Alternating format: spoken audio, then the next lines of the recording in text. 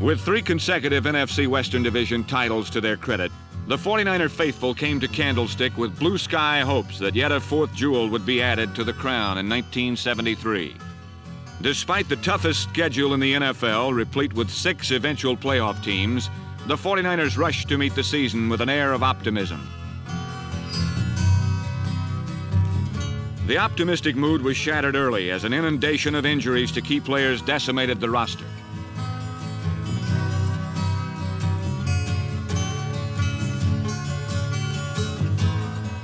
Watching with furrowed brows and haggard concern, the fans and the team saw their blue sky hopes turn to 9 dismal defeats.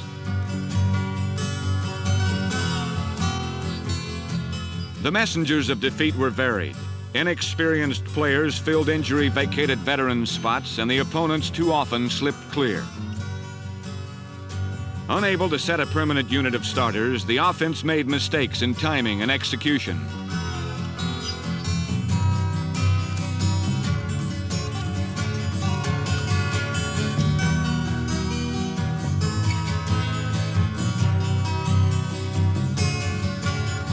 Yet in this losing season, not all was frustration. For even in the most disappointing of times, there are lessons to be learned, qualities to be gained. So while 1973 began with golden dreams of a title, in the end it became a test of survival of both spirit and will. The test of a team to take a gray, storm-tossed year and examine it in a search for the silver lining.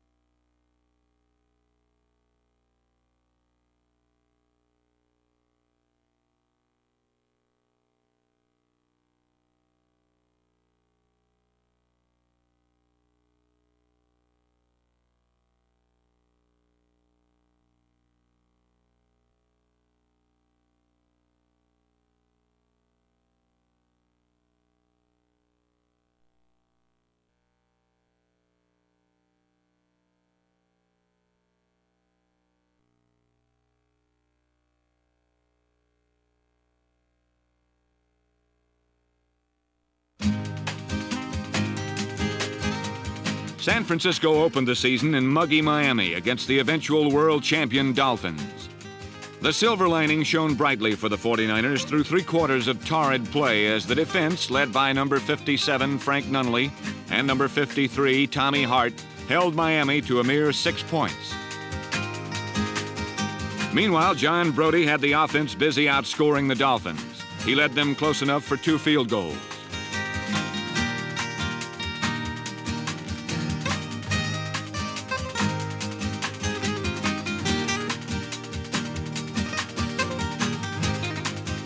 Then number 22, Vic Washington, added a super second effort, I want it score. But in the last quarter, the oppressive 110-degree heat felled some 49er players with heat prostration. Still, it took 15 last period points by the Dolphins to earn a hard-fought victory. In Denver, the 49ers were facing a Bronco team that's done a lot of growing up and has turned from an also-ran into a title contender in the AFC West. The new Bronco maturity was quickly evident when they jumped to a 13-0 lead. However, San Francisco coach Dick Nolan rallied his men and the 49er defense came foaming in and deluged the Denver running game.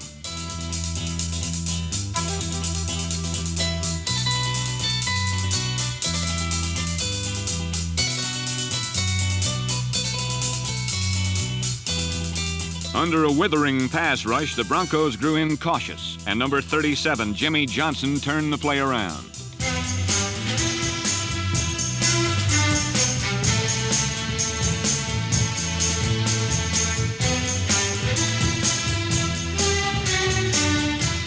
John Brodie hit on a long toss to flying Jimmy Thomas.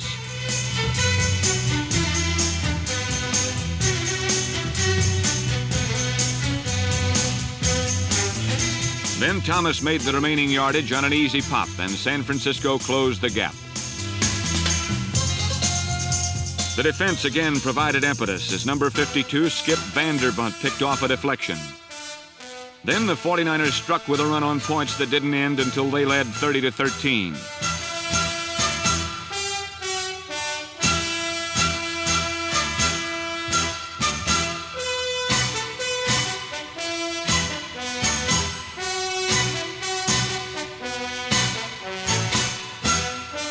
Denver didn't give up, but instead wrestled its way back and led 34-33 with time almost gone.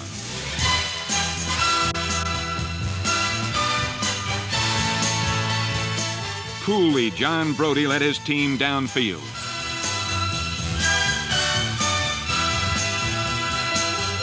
A strike to number 35, Larry Schreiber, set up the big pressure for Bruce Gossett, who with 31 seconds left, kicked a 39-yard field goal. It was his fifth of the day and gave the 49ers a 36-34 victory that proved part of the silver lining was performance under pressure.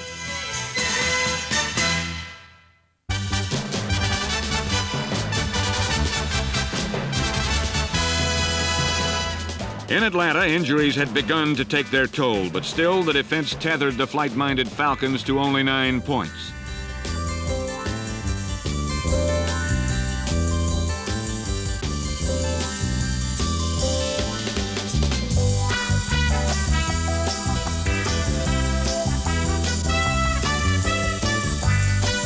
Jimmy Johnson came up with career interception number 40. And then the offense flowed goalward and chipped in 2 field goals.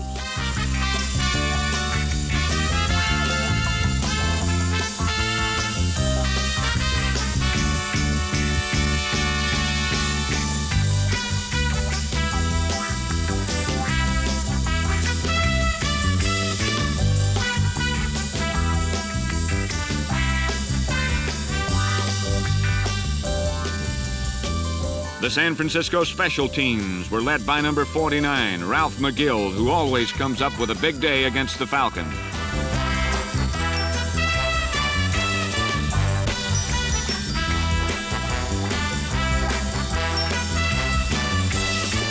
Thanks to Ted Kwolek's hard-bought yardage, San Francisco was in the go position for Vic Washington's sweep, which was the only touchdown of the game and sealed victory number 2 for the 49ers.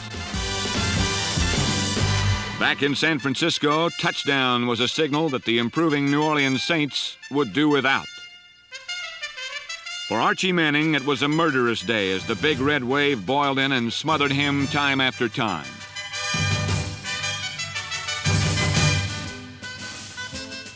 Number 56, Bob Hoskins, pursued relentlessly, as did number 86, Cedric Hardman. Constant pressure caught Archie unaware. Number 72, Bill Belk, recovered the fumble. It was the play that sparked the 49ers in what was their most impressive game of the year.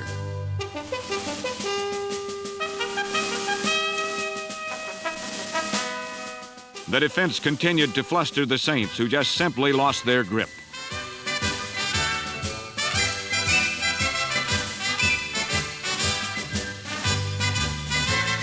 Vic Washington exploded on New Orleans, a double threat over and under shotgun.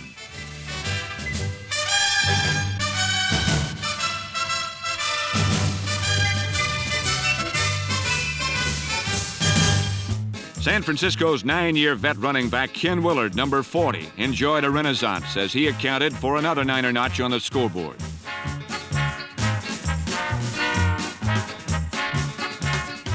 When Joe Reed came in at quarterback, he and Ted Kwolek continued to make martyrs of the Saints, hooking up on a couple of easy ones punctuated by a 6-point stinger.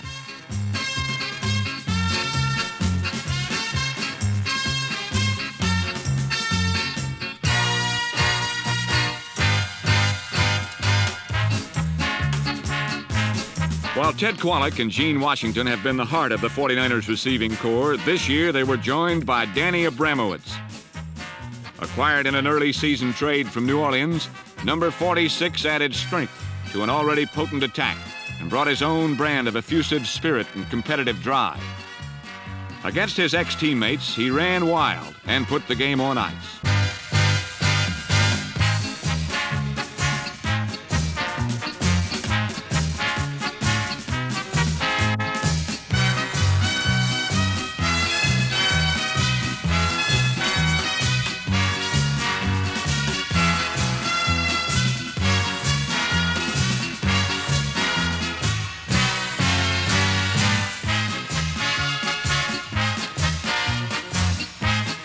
Dan's flying catch wrapped up the impressive 40-0 win, and a big chunk of silver lining came breaking through with the enthusiasm and team spirit that he exhibited, an enthusiasm and spirit that showed signs of becoming contagious.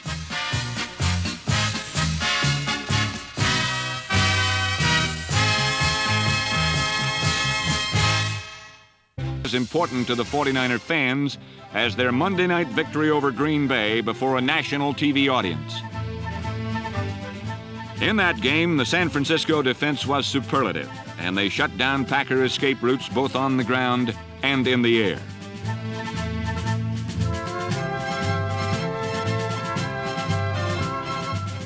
Dave Wilcox, an All-Pro selection for the 5th straight year, came up with 2 interceptions.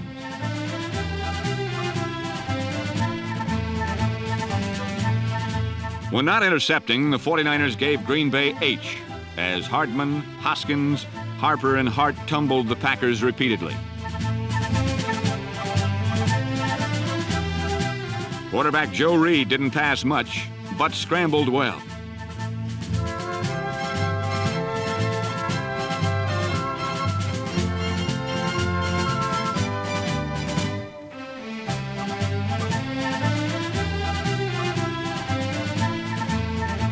His running set up 2 field goals by Bruce Gossett, the NFL's leading percentage field goal kicker. But 3-pointers weren't enough, so while Steve Spurrier got ready, number 44, Bruce Taylor, the NFL's leading punt returner, picked off one of the 6 interceptions that tied him for second in the NFC in that department. Then, with Spurrier rifling the ball to Ted Kwolek, it was all over for the Packers.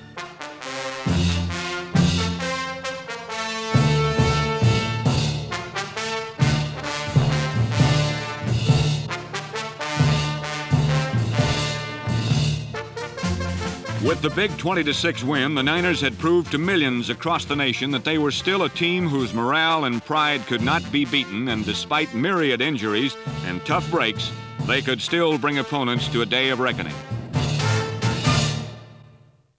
1973 was a year when things were gained for the future, while others were now gone to the past. Gained was experience for Steve Spurrier and Joe Reed. Gone was John Brodie, who rang the curtain down on the last day of the season. It was his day, and the number 12 was everywhere as the fans poured out their love and sentiments for one of the greatest 49ers of them all.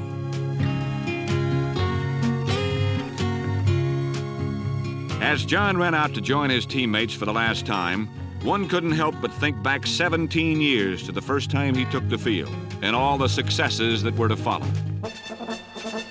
John Brodie, over 30,000 yards passing and 214 touchdowns thrown, holder of 17 of the 22 listed San Francisco passing records.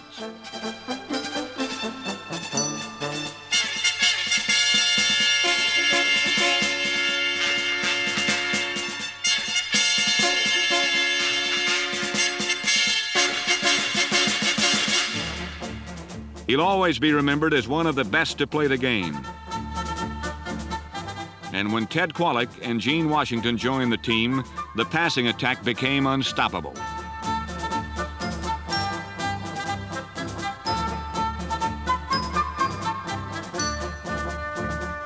John Brodie and the 49ers were on their way to the championship years.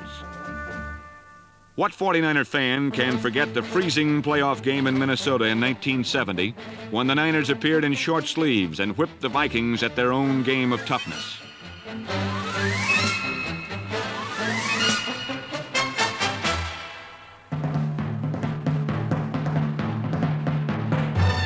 Thanks for the memory, John. Who will ever forget the last regular season game of 1972 when John came off the bench in the final minutes? San Francisco was trailing the Vikings and needed 2 touchdowns for victory in their 3rd straight divisional title. Somehow, John Brodie got those touchdowns in the last minute.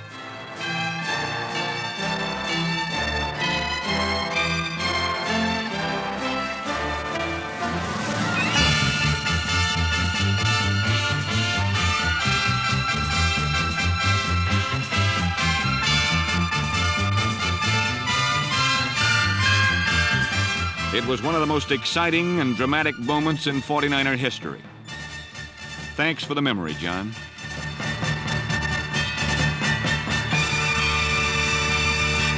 Now, on his last day, John Brodie was being honored by the 49er faithful for all the great moments of the past 17 years. Cheers rained down. The red shirt with the number 12 was being retired. It was just as well, for it would be tough for anyone else to fill it. For John Brodie, it was a fond farewell, and he was gone. A great career had ended.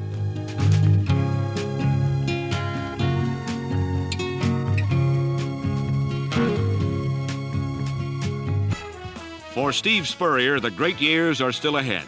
Against Minnesota, he set a 1-game 49er completion record with 31 and 48 attempts. While his performance throughout the year was strong, he'll get even better. Joe Reed is another quarterback who's blossoming.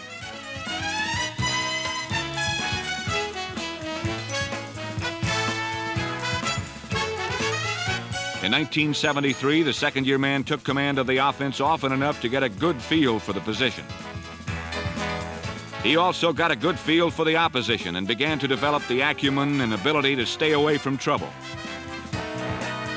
There's no question about his very strong arm, and off his 1973 performance, his future is bright. Another ray of light for 1974 is that both quarterbacks will have a tight end of Ted Qualick's all-pro quality to throw to. With great hands, size, and speed, he'd put a silver lining in any season.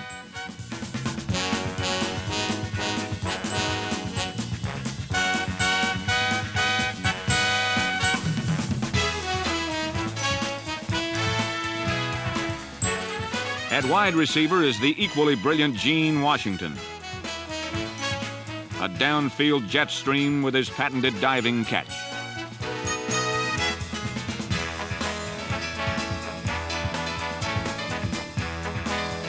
Complementing Gene at flanker is Danny Abramowitz, who in '74 will have had a year of the 49ers system under his belt and who will add a dimension of fiery competitiveness to the team.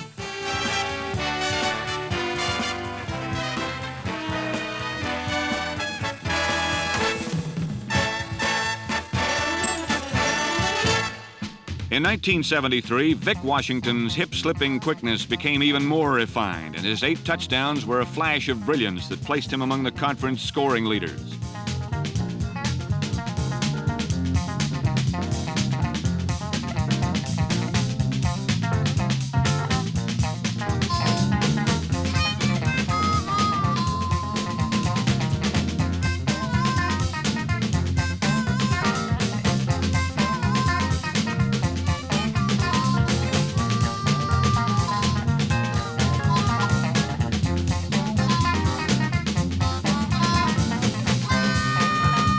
With Larry Schreiber healthy next season, the running game will have that extra punch that was sometimes missing in '73.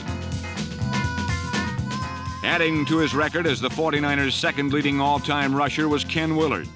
And coming up is first-round draft choice Wilbur Jackson of Alabama, along with 4 other highly regarded running backs.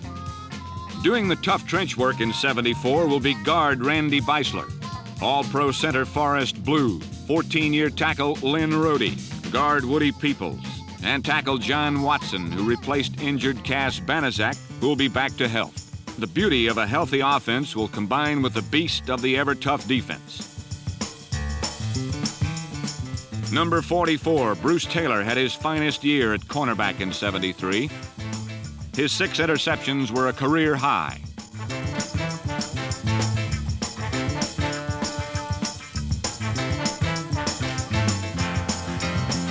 Number 32, Mel Phillips at safety, won the Lynn Eshmont Award for inspirational and courageous play. Number 43, Wendland Hall, will be something to look forward to on special teams and as a probable starter. Linebackers Jim Snydecki, Frank Nunnally, Skip Vanderbunt, and Willie Harper were led by All-Pro Dave Wilcox, number 64, who comes on like a magnum force. Up front, 15-year veteran Charlie Kruger lent his experience and savvy to the 3H hit 'em hard trio of Hardman, Hoskins, and Hart.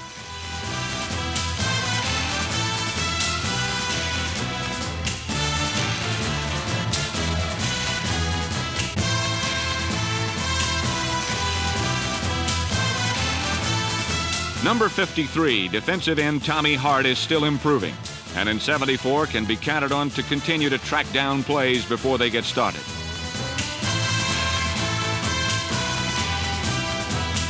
Number 56, Bob Hoskins, in his first year as a starter at tackle, added more quickness to the front four.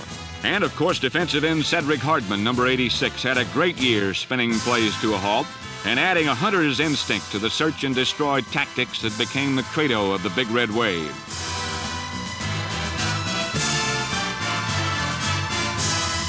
The hitting spirit is the heartbeat of any team, and no one had a stronger pulse than the 49ers. They had people who hit with devastation, and when a team has that attitude, the rest will come.